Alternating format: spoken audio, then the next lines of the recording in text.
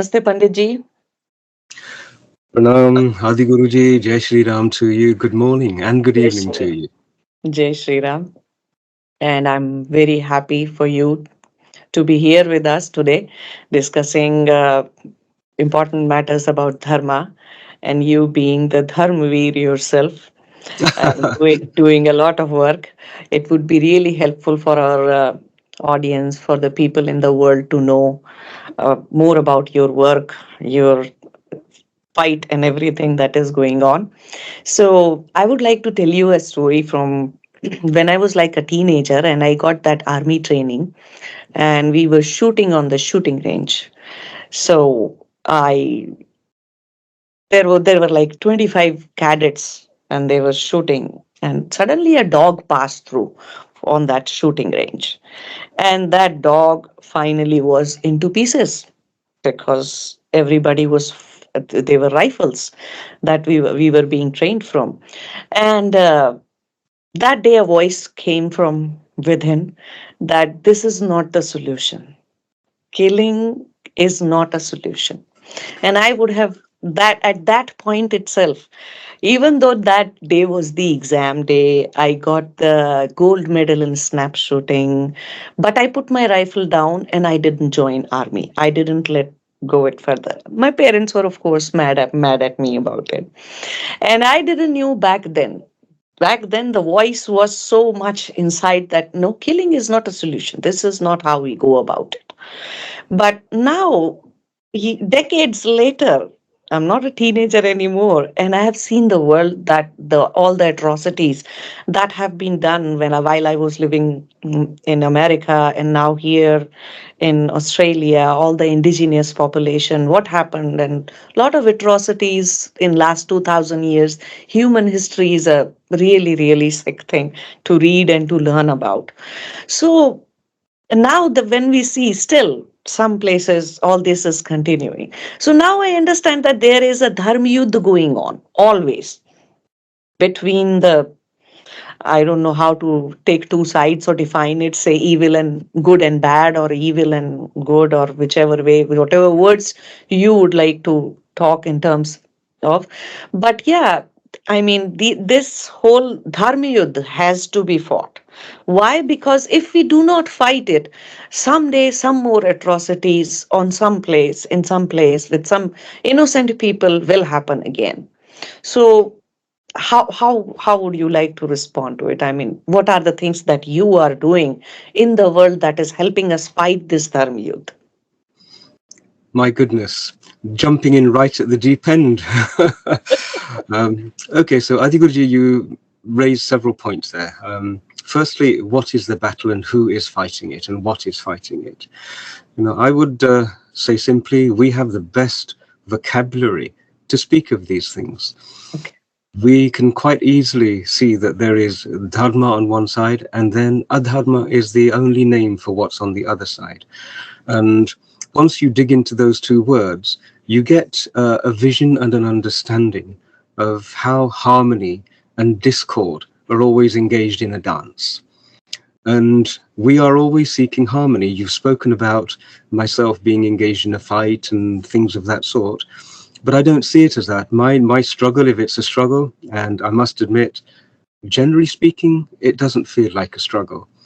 It's actually just a struggle to exist in a state of harmony and tranquility and joy and enjoy this incredible experience that we call existence.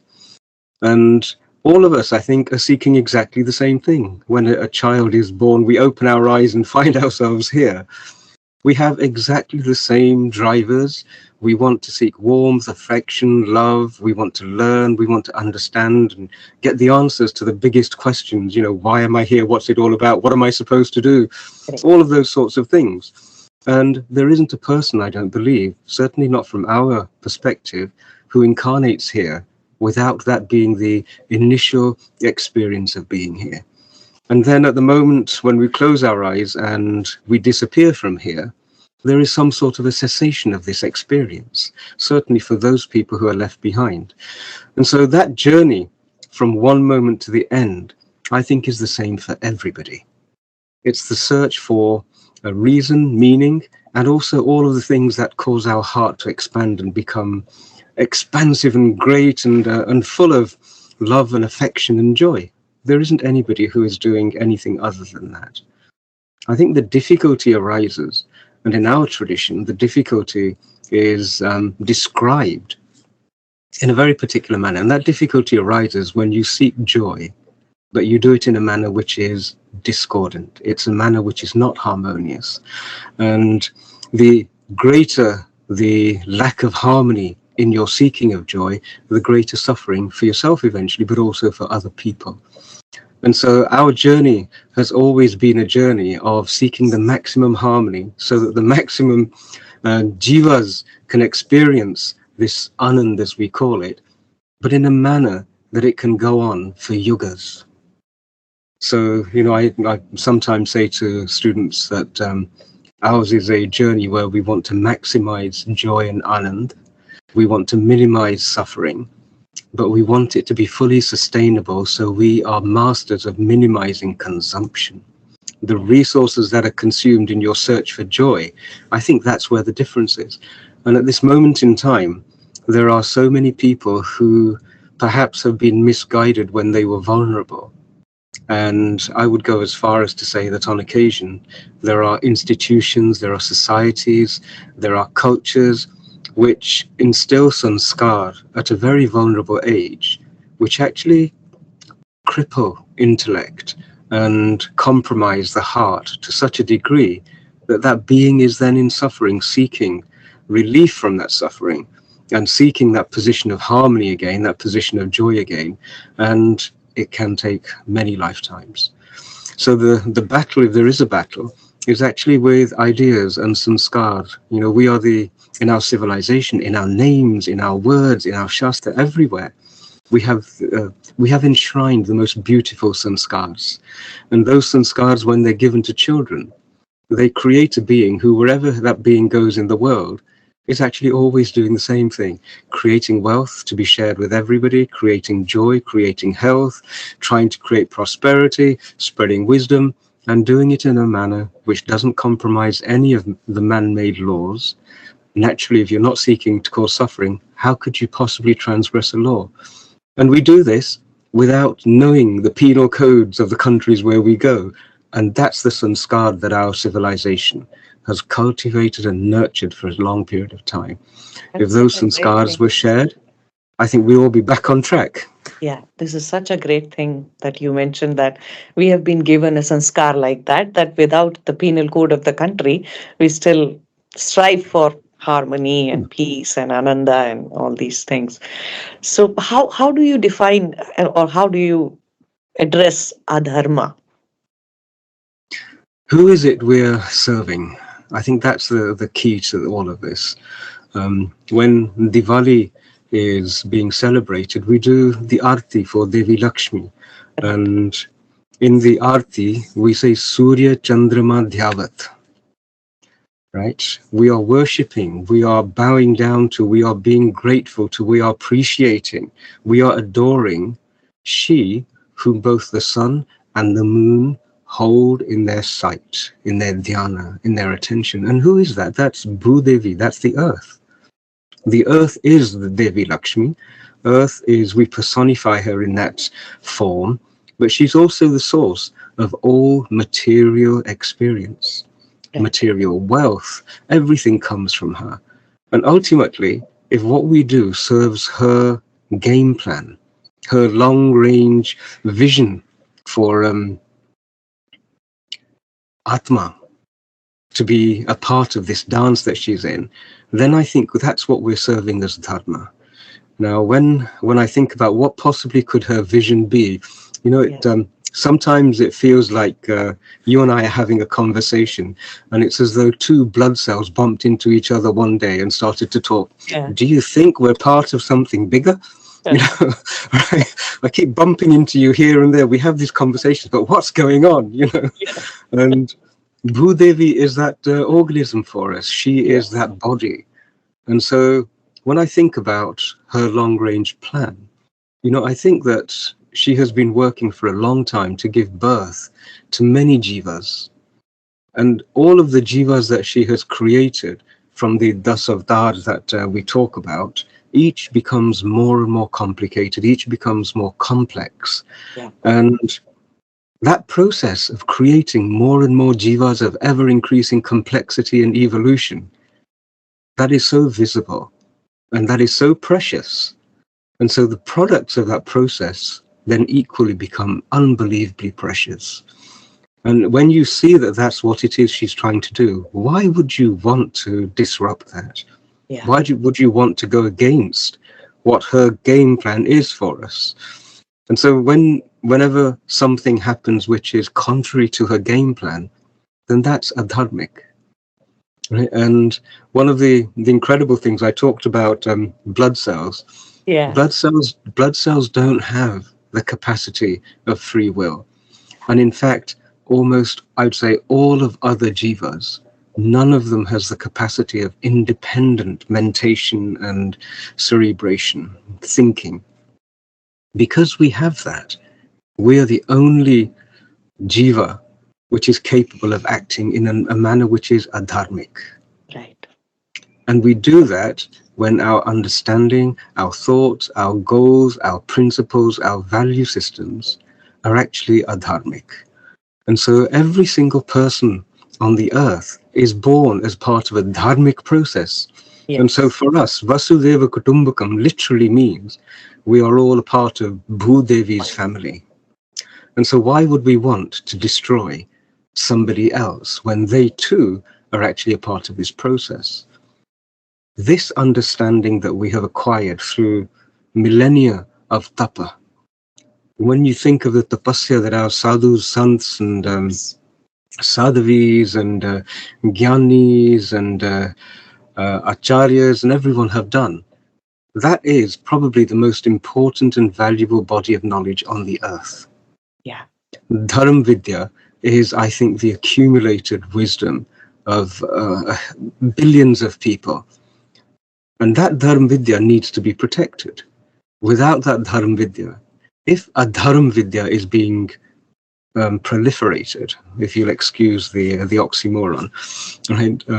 If a Dharam Vidya is being proliferated, then that has to be stopped because it has the potential to counter Bhudevi's game plan to such a degree that when she responds to reconnect, the response is extraordinarily powerful and the whole project is set back too far. Correct. And so because we have this understanding of separate realizations, of being able to step outside of ourselves and even look at ourselves, no other species can do this. We have the capacity to become ensnared, but we also have the capacity to become completely free of all of this maya, as we would call it, this manufactured view of reality. Yeah. So Dharam Yudh that's exactly what it is. And I think the obligation and the responsibility then falls on people who have received the benefit of being able to be harmonious, to Yes. also protect and preserve that. And that, I think, is where the Kshatriya Tattva comes in. Kshatriya. And the day that we become so skillful in articulating and actively intervening in the current Dharma Yuga is the day in which the maximum number of jivas can actually be restored to a position of tranquility and harmony. And that includes not just us human beings, but all other jivas. So this is the Dharma Yuga that I see happening around us. Yep, this is beautiful. So this leads me to the second thing, and which you already mentioned, that it's very important to have the dharma shiksha, dharma shiksha given to children and the generations ahead. And I'm not sure if the even the generation people my age have got it or not, especially when they are living outside. So in 2014, when I was walking my own spiritual journey, this thought came to me that my son is now 10, 11 years old, and I need to teach him about all about dharma and Hinduism and this. I couldn't define it at that time. I didn't have much Mm, vocabulary of that sort. So I looked for a lot of online courses. That is what you can do when you are living in America, and there's not very many schools or things, people that those who are offering that. So I wanted something online, and I couldn't find anything for a 10, 11-year-old child to have that online. Then I found Oxford's Hindu philosophy course. I ordered Okay. it. Mm-hmm. I ordered it for my son, and but before I could give it to him, I thought, let me read it before I can ask him to study all this. So I started reading it, and my God, it was anything but dharma. It was all about cows and sati and this and that. And I thought, no, I'm not teaching, giving this kind of dharma education. And I still have somewhere, I still have that course, online course somewhere stored in some of my hard drive. But I couldn't find courage to give him that. But if not Mm. that, where should you start for a child? I was a concerned parent. I still am. Now he's grown up. And yes, children do see us doing a lot of rituals, things. We do explain to them the importance of Devis, Devatas, and our Shastras and everything. And Diwali, holy festivals, lot of culture, lot of sanskar, they are already having that. But when it comes to a really good education from, like we used to have even in our gurukuls back in time, that kind of education, how do you start to go? So there are two questions that I would like you to address. One is how to start with children, how to give them this kind of shiksha and make sure they understand dharma and they also understand adharma very well. So just so that they know the repercussions of it, they don't go there. And another thing is like, how do you go for how where do you find the credibility of these? Oxford wasn't a very good place that I reached out to, and I shouldn't have, but I didn't have any choice. Let's put it that way. And back in 2014, online courses were not there. So why are these people at universities like Oxford, and you hear all good things when you live in America and you live outside, you hear a lot of good things and high flying things about Oxford, but when you look at their courses and stuff, what they are teaching to one culture to the other culture people, why is it so that they have retained this sense so long for India? Wow, so many things. Well, firstly, congratulations. Engaging with Oxford is a real fast track to understanding what Dharma is, because you get exposed to Adharma so quickly. Okay, And, so deep in, I did knock the right door. absolutely, absolutely, it was the best thing to do. And in fact, there is an example, if you don't mind me sharing. When I was Yeah. very young, 6 or 7 years old, I went to a Church of England school, and every Friday we would go to the church itself. They'd be celebrating mass, and there was a picture of some poor man impaled in what looked to be a very painful posture. And we would go through the rituals and the processes of worship that Anglicans engage in. And one day I had an encounter with the vicar, and the consequences of which disturbed me a little. So I went home to my father and mother, and I said to them that, Papaji, I was told today that we're going to burn in hell. Mm. And, why is, what's going on here? And they gave me two teachings, which were, I think, the foundation of everything that then happened. One was, I was asked, did you do something wrong? And I said, no. And he said, never let anybody make you feel guilty. If you're innocent, you're innocent. And if somebody's trying to make you feel guilty, they're not a good person. Okay, so know your innocence. And the second thing that was said was that, did it make sense to you? Did you understand why? And I said, no. And he said, never accept anything that you don't understand. There's no requirement for you to accept anything if you don't understand it.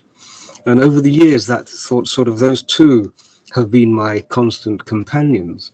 And over the years, they developed into an understanding of the thinking apparatus and how it should be developed, and the heart, how it should become strong and capable of holding a flourishing, burning fire of Anand and joy. And so those two are perfectly natural things for every human being. And so when children are growing up, I'm a great believer in understanding how Anand is experienced at different ages. And Anand in childhood comes from different sources. You can build a heart in childhood by giving it wonderful experiences of joy, of relationships, of family, of excitement, of exploration. All of those are to do with the heart.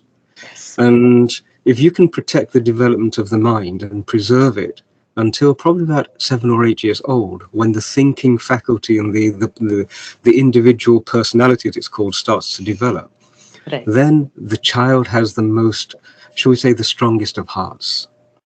Yeah. And we see this in our Sanatani family, our Bharatiya family, where you have the most, what people would call unpad people who left Bharat in the 60s without a mountain of knowledge, but with really strong hearts. Correct. And the belief that they could actually go out and contribute and participate in this world wherever they went and contribute positivity, contribute joy and prosperity for everyone. So that's the result of really strong hearts. And the child age, I think, is the time when that has to be developed. The mind has to be protected. And so giving sanskar is the other thing. And then if you can give the sanskars, which have the lessons of wisdom, without it being droll and boring and dry and so on, Yeah. then you have an extraordinary creature. You have a being who has a strong heart, who has very pure sanskar, and who has a mind which can be trained so that it can reason. And I think those are the combinations. You've just sparked off another thought. You mentioned our rituals. When a child is involved in Ram Leela, Yeah. right? They grow and they learn. They imbibe the sanskar of good and bad, of dharma and adharma, of the consequences of adharmic actions, without anybody actually giving them a code. And those are imbibed in a manner which is joyful. Yes. And the challenge of standing on a stage and presenting, an oration, a piece of script or something, strengthens the heart. It molds that being into a courageous being. And the feedback that you get from the crowd when a child does this, it molds that child into being part of a community. So we have got all of the ways of making what we have gathered possible and communicable to children through our rituals, through our practices. And I would say Anand has to be the most important part of it. This is such an amazing thing to stress, that heart and Anand in children, Yeah. in Well, development of a very solid person, very good absolutely. personality, very good human being, is so much important than feeding so much to the head and making them some sort of an intellectual bore. Sorry, Yeah. Well, you've touched on something which is quite amusing, and that is that we as a civilization are actually just recovering from 1400 years of the most incredible abuses. Right? The last decade, I think, is the first decade when we've actually had an opportunity for a breather, where and it's still not completely safe. The boot on the civilizational neck has sort of reduced its pressure, but it's still present, and there are attempts for it still to be reapplied. But in this gap, this space, this breather that we've been given, I'm seeing now people resettling in that understanding. And one of the things is that when you preserve scriptural knowledge with our acharyas and people like this, when you try and preserve that sort of knowledge in an existential, an exposed sense of existential threat, then your mind becomes adversarial. It has to. And it takes a long time for an adversarial mind to soften again, to be able to share what it's been preserving for so many generations in a manner that heart can carry it and heart can receive it. And so we do have a lot of people who are still in that transition, in that yes, they have been preserving the traditions, but they're very prickly. And they've had to be prickly because they've had to protect what they have yes, learned against an onslaught. And the onslaught often is from members of people who we feel are our own family.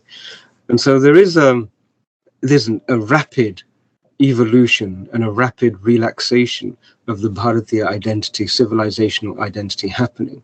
And I think a gentle suggestion, if I can, is that we should be unbelievably accommodating of members of our family. We should accept that we're going to step on each other's toes, that we're a bit prickly, we want to be close, but we're also very wary with each other, and that's fully understandable. And as I say, if you accept it from the point of view of having been in siege mode for so long and slowly coming out and re-establishing all of these flows between us, then I think we can do that. And so let's give a great deal of accommodation to those amongst our family who are incredibly well endowed with vidya, and are still working on transforming it into delivery mechanisms where it becomes gyan, shall we say? Right? Yeah. So that I think is the way forward. We have a vision, don't we, of an atma being a swan, a hans. And I remember one of my teachers saying that for the hans to fly, one of the wings is the wing of vidyan gyan, and the other wing is the wing of heart, hridayam. Yeah. And both of them have to be strong if the swan is going to fly and reach the sun. Yes. And if that's the guiding vision, every single human being is actually on that same journey. Yeah. We have got the Dharma Vidya, which can take a swan, which has had its wing of intellect clipped, and had its wing of heart and Anand also clipped, and is struggling to fly. We can repair and heal both head and heart, and restore that to any person. That's our challenge. So how do we go about this Oxford thing and education stuff, and how to straighten all that out? Okay, so I think we have got, firstly, you can only give what you have got. Yeah. Yeah. And if you're not at peace inside your own heart, then you can't give peace. And if you don't enjoy the very fact of being a human being, if existence doesn't fill you with Anand every moment, that you think, my God, what an incredible journey this is, you can't give it to anybody else. And so the first thing, I think, is to do sadhana. You know, without sadhana, it's not possible to progress in this space. When your own thinking apparatus has become the enemy of your own dharmic journey, you can't use your thinking apparatus to heal itself. Right? It has to be an external contribution to that thinking apparatus. And it has to be delivered so skillfully and so compassionately that the thinking apparatus then becomes a friend. And I think when a person's thinking apparatus becomes a friend to their existence, then you have the capacity for a person to start to move forward. The challenge is that there are people who seek Anand, but they do it in an adharmic manner. Yes. And if you think about, if I can take a very stark example for a moment, you can have Anand through sensory stimulation. Yes. And that's the most mundane and the lowest level of it, okay? But if your level of consciousness is stuck at the level where all you want is as much sensory stimulation as possible, you have a limited number of hours in the day. Yes. You have a limited reach. And so you work out a way in which you can compel other people to contribute to providing you with Anand. Yeah. And that's what slavery is. In its ultimate form, enslavement of another human being is actually enslaving their pran shakti, so that the benefits of that pran shakti translate into Anand for you. Yeah. And the more you can do it, the more people you can dominate, the more people you can enslave, the more people you can cripple with the wing of intellect and the wing of heart. If you can cripple them to such a degree that they don't even realize that they have been enslaved, then you can sit and be the emperor on your throne with everybody bringing you gifts of their pranshakti's labors. And sadly, we are at a time when we're at the tail end of a time where so many human beings had been compromised. Their journeys had been co-opted and even sort of enslaved in the service of Anand for a small number of people. And that And is why I that's also the believe challenge. that doing sadhana is so important. You need to get out of your own vrittis, first of all. You need not to be slave of your own mind, and then you'll never be enslaved by anything or anybody outside. You know, one of the most incredible achievements. I was asked once about siddhis, Hmm. and I said, look, the most powerful of all of the siddhis is to be able to close your eyes at night time and be asleep within Yeah, seconds. yeah. Right? Because that then is a state of harmony and peace and tranquility, Oh yes. and there's nothing more enjoyable and refreshing than being able to do that.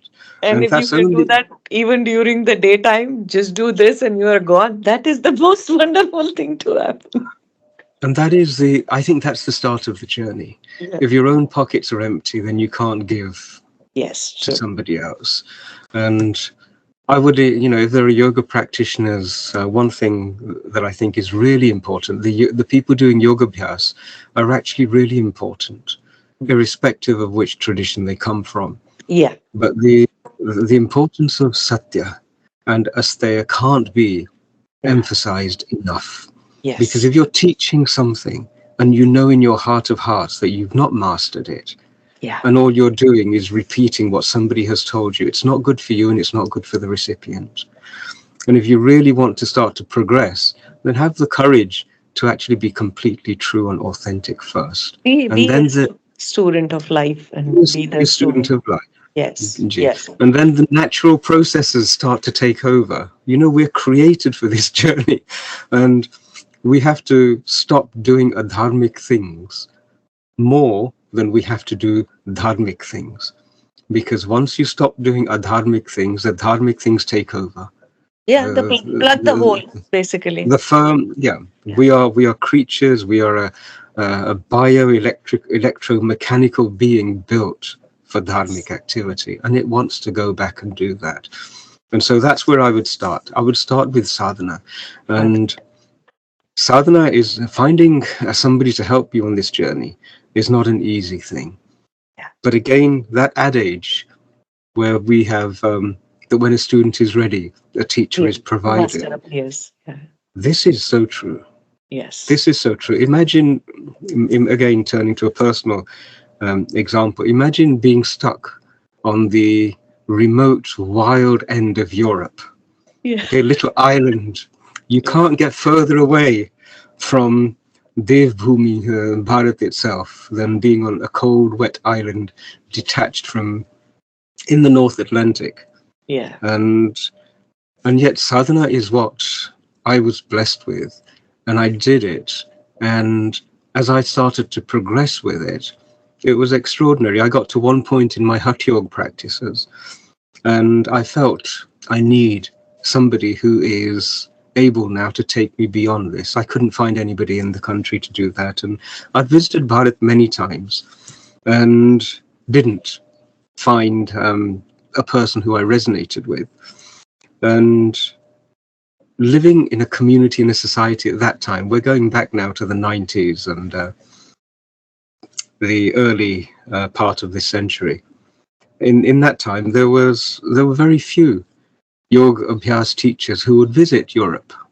Oh, And I was in a society where even the elders, they'd come out generally when they were in their teens. The generation prior to me had come out in their early 20s. And so they hadn't brought Dharma Vidya with them in enough quantity. There were a few luminaries, and I was blessed to have been born in a house where we had dharmic sanskars as a regular thing.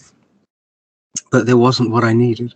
And just coincidentally, as I got increasing in my frustration but carried on pushing through, but Mahatma decided that somebody from the Bihar School of Yoga should come to this little island and teach Hatha Yoga. And, it was just so timely. It resonated, it moved me on to the next practices, and we worked very hard for a good few years.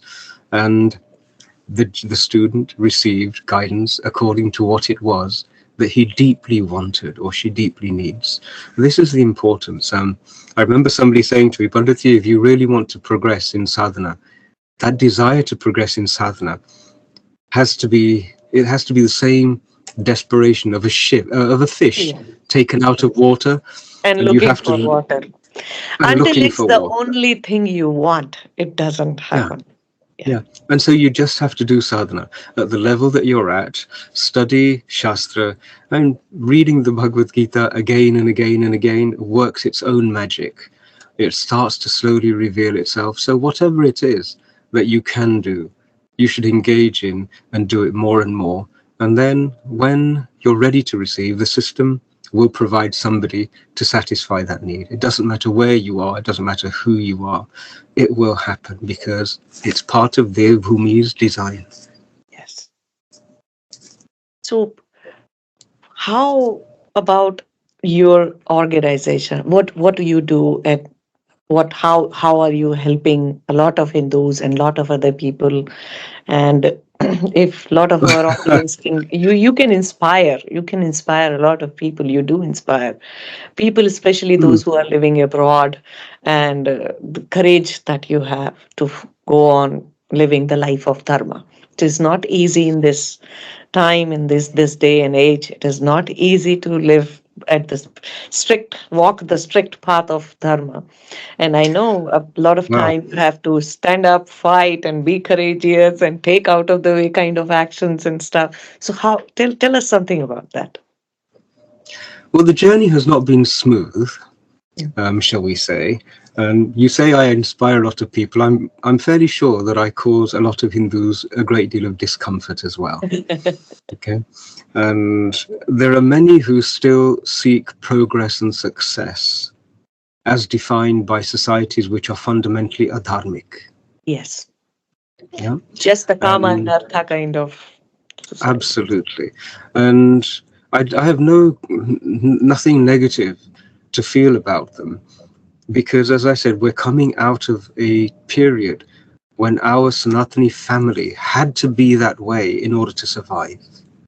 And in order to be able to exert any sort of opinion or contribution into the world's mind, you need to be able to do it from a position where artha has been established. And we're Yes. in societies where you only receive artha if you give more artha and kam to those who created these societal models. Yeah. And so we have a lot of people whose value system is actually to be successful in kam arth societies, as I call them. And they don't like somebody who is saying, no, no, no, there is a difference. There is another thing we have to do, right? It's not uncommon here in the United Kingdom, which has actually been a fountainhead of a dharmic thought for the last 300-400 years. It has been a source of a dharmic thought which has spilled out across the globe. And to be here and to be successful here, it's almost like being in an adhyatmic gym all the time.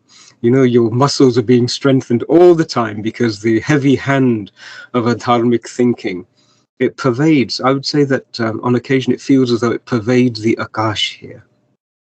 And so it's not unnatural for people to be of that mindset, to survive, to thrive, to receive societal acceptance, to be acknowledged and elevated. All of those things are human desires, except when you are then put into an adharmic framework. Yes. Then you become a servant of adharma. Even Devrat Bhishma wasn't able to see this. So it's not something to be embarrassed or feel guilty about. It's natural for that to be the case. And so when a person is wanting to help all of us to move beyond a value system which is adharmic, you're going to meet resistance, and that's natural, and you have to be able to understand it and then reach people who don't want to be reached. That's fine. But what I've found is that even in islands like England and places like that, the indigenous people are actually incredible. Yeah. So the British are different to the English, the Scots, the Irish, and the Welsh. They're indigenous and they are salt of the earth and incredible people. And they were colonized by the British identity. They themselves were colonized and they continue to be colonized. The heavy hand of colonialism is still very heavy on the indigenous people of these islands. And they're looking for exactly the same things that we're looking for. The only difference is that they have had 3 generations of their families who have had sanskar seeded when they were children, which were adharmic and which enslaved them. And so we've got work to do from that perspective. The institutions which preserve these adharmic sanskars, they're the ones where the interesting engagements occur, because there are institutions which have accumulated power by understanding that you can enslave people without ever them realizing. There's that funny joke that I heard once of a conversation between a king and an archbishop. And the king says, "I'll keep them poor, but you keep them stupid." And, you know, that's a wonderful summary of the way in which most monarchies and most theocracies function. But they too are human beings. They too are born here as dharmic beings. And they too have behind their eyes a thinking apparatus and a feeling apparatus. And the key is, how do we reach those and speak with those friends who are actually our friends behind their eyes? Correct. And so that's the challenge that we have to work out. And it's a bit of a dance.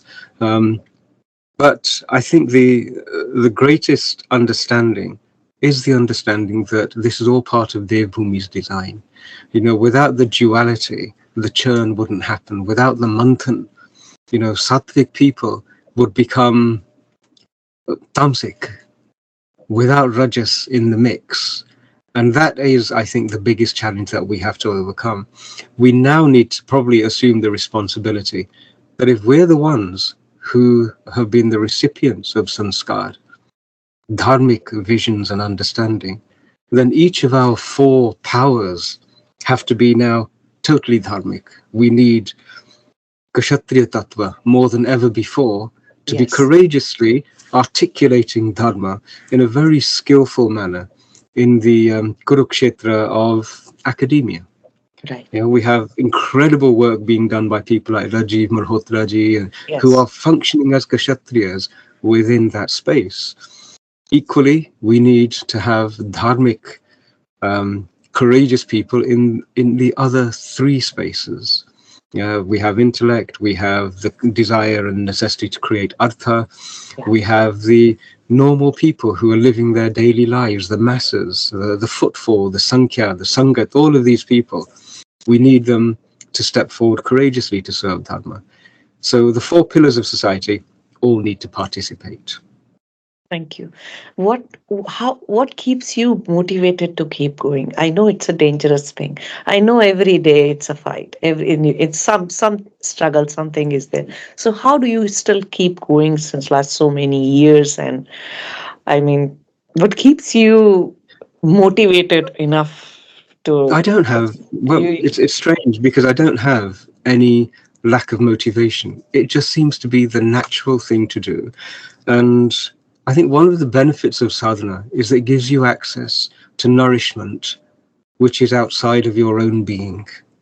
If you do this work and the only energy and resources you have are those of your own physical mortal frame, and you rely on food to be able to power it and to drive it and energize you, then it's not going to happen. You're going to exhaust yourself and not be able to do it. And so sadhana, I think, gives us that nourishment every day. It's wonderful to be able to wake up every day with automatically knowing what you have to do and having the energy to be able to do it and want to be able to do it. And that's a gift of sadhana, isn't it? Yes. When you know that when your swabhav and your swadharma unite, then there is a resonance that occurs. And so everybody should work to find out what their swabhav is. And that's a part of sadhana. Sadhana will reveal it. When you know what your swabhav is, then do what comes to you driven by your swabhav, yatha ichchasi tatha kuru. And then your swadharma starts to kick in. the purpose for which you exist, the contribution you're going to make. If you just work on those two, the rest of it will look after itself. And as for courage, who is it and what is it that we're actually fighting? Except a bunch of ideas, a few thoughts carefully curated over a long period of time, rattling around in people's minds, more often than not, without them even knowing that they've become enslaved by those thoughts. Our tradition teaches that thoughts are not nearly particularly valuable. Yogish chitta vritta nirodha, right? That is a perfect statement that actually all thoughts have been left behind. Yes. You have managed to bring to quiescence and tranquility the thinking apparatus that it's not functioning at all unless it's instructed to. And so if the space of Manomaya Kosh is made healthy and rendered stable, then of what value are any ideas? We are free of the need to believe. We're very much the exhortation is to live and experience and use the thinking apparatus to create Anand for each and everybody. Our skill in articulating it is the only thing that holds us back. And I think we're becoming more and more skillful. As dharmic family members become familiar with the languages of different parts of the world, then Dharma is being expressed in those languages now. And it's a little bit of a straitjacket when the languages themselves are inherently inadequate. They don't have the words. And so the words have to be created first. Then we have to create the web of ideas that word is the symbol for. Then that has to be contributed into the language space. Then it has to reach the mind of the society before it becomes settled. But it's happening. And it's been happening for a long time. Our yogacharyas were sent to the West to do this particular job.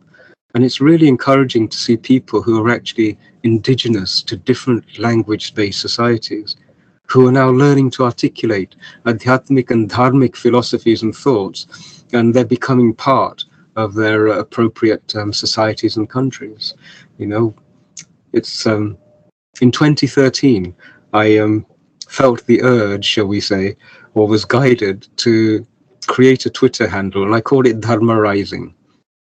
Okay, and that's the Twitter handle for the Global Hindu Federation that we sort of set up to start this work.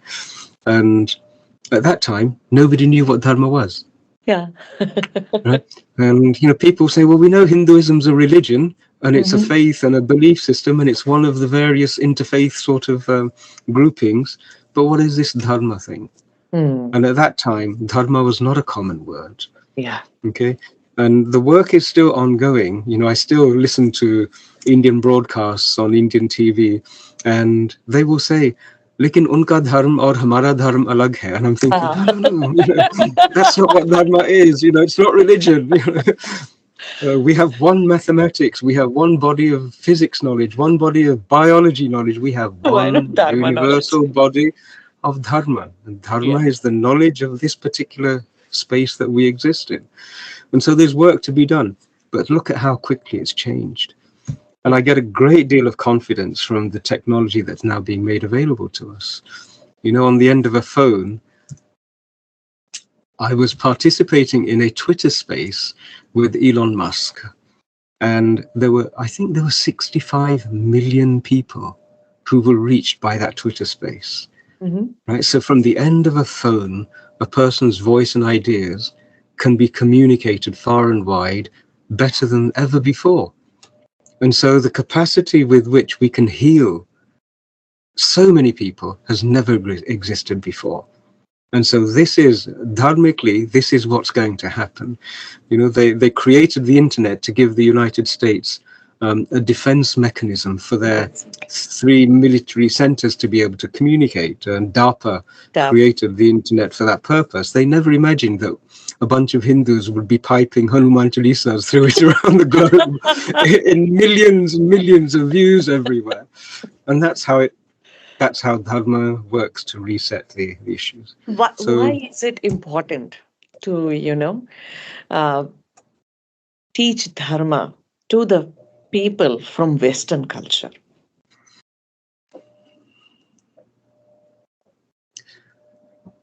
So I have a little story which you've Mhm. reminded me of, and I think I'll share it with you if I have the time. It's going to take a few moments. I tell this story as a mischief, as an act of mischief more than an act of academic learning. But when Prabhu Ram defeated Ravan after the most incredible battle, and Ravan's body is lying there broken in Lanka, Ramchandraji, Sri Ramchandraji, he says to Lakshman, go and touch his feet. You are, witnessing one of the wisest people of all of our time. You will learn some things. And there's a conversation which is beautifully recorded. And so I put a little prologue to that conversation, that when Ramchandraji went to also bow and give his obeisance, Ravan's Ruhi's Atma appeared in front of him and said, that's fine, you have done a wonderful piece of work. And your Ram Rajya will be in place for 10,000 years. But I too am a part of this Brahmand, and I've already chosen another Lanka on the other side of the world, and I'm going to re-establish my Asur Sena there. And this time, I'm going to spread everywhere across the globe, and I'm going to try and destroy every dharmic civilization. And then I will come back to your Bharat, and then we will meet again. And so when I think of where I have found myself, sometimes it feels as though, we're Vibhishan Sena here, and Sita Devi is the self-belief that Bharatiyas have missed. For a long time, that Atma Bodh about who we are and that pride in oneself, it was taken from Bharat and actually imprisoned here. We've always looked here. Our self-worth was actually imprisoned in these islands. And so when I look at that, I see that this is a time when the ideology that sprang from this nation and created an empire over which the sun never set, as we're told, was actually that manifestation of that Asur Shakti. And so the first thing was that the dharmic people of these islands were created into Asurs. And then over a period of 1 or 2 generations, they spread across the globe and destroyed dharmic civilizations where people were actually engaged in Anand and the pursuit of Anand with the minimum of consumption. Mm. And they destroyed the systems that proliferated that. And having destroyed that ecosystem in the Americas, trying to erase it in Africa, in Australia, in China, wherever this Asur Sena went, that's what they did. And now we have the opportunity of engaging in one of the most extraordinary dharm yuddhas that you could possibly That's such a imagine. beautiful way of describing the way you And describe it. Amazing, amazing. And that's how I see it. And so from that point of view, as Krishnaji said to Arjuna, he said, for a Kshatriya, right, Yudh mein bhi Anand hai. Mm. And so in this Yudh, there is the opportunity for those who are dharmic Kshatriyas to experience the heights of Anand. We couldn't ask for anything more than that. I think it's just a question of us recognizing those of us who are blessed with Vidya and Gyan. Yeah. We genuinely need to combine that with the Kshatriya Tattva and awaken that in everybody. And it's awaiting to be awakened. And when that happens, we will have the most extraordinary capacity to serve Dev Bhumi's vision. So, what message would you like? What's not to enjoy? Yes, now I get it. Now I completely get it the way you look at it, and it's really beautiful, really wonderful, and so true to the heart. It just touches you inside. Well, I've been blessed with revelations and intuitions, and as I said, this is also a blessing of sadhana. Yeah. When that chattering little entity mind inside starts to slow down a little bit, then we start to receive intuition. We start to see clearly.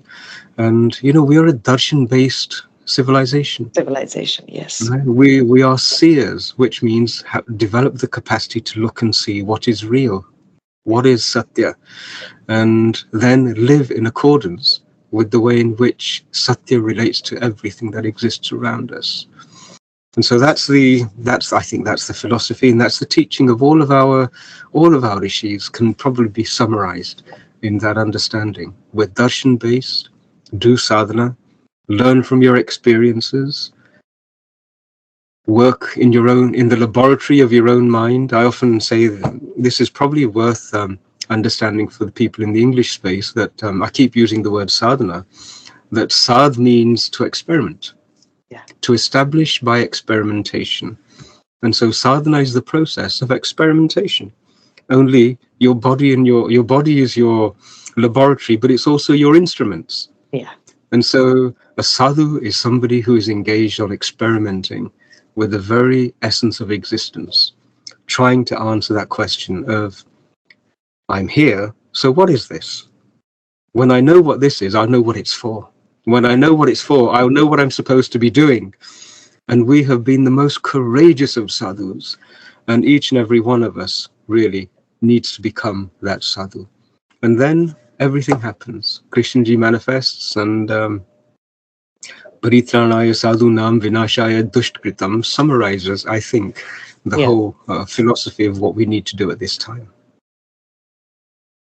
Wonderful. Thank you so much for today, for all these. It's been a pleasure. Seriously, thank you, Panditji. Adiguruji, it's been an absolute pleasure. When I think that I'm on one polar side of the world and you are the antipodean opposite on the other side of the world, and yet we're having this conversation, and I hope that others will find enjoyment and entertainment from our little dance this morning, and yet technology facilitates all of it. How could we not be encouraged at the quality and the speed of the healing that's going to happen?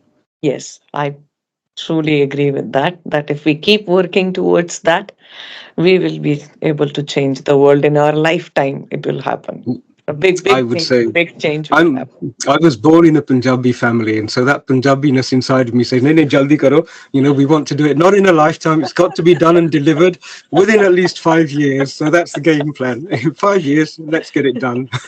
I walked my spiritual journey thinking the same way. I do not have time, no matter what. Everything has to be done. My parents used to call me "Jaldi baji ki aulad hai ye."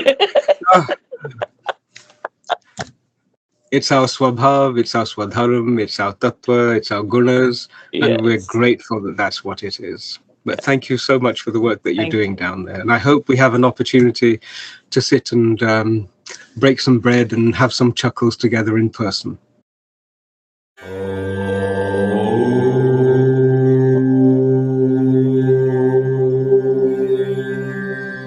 Oh.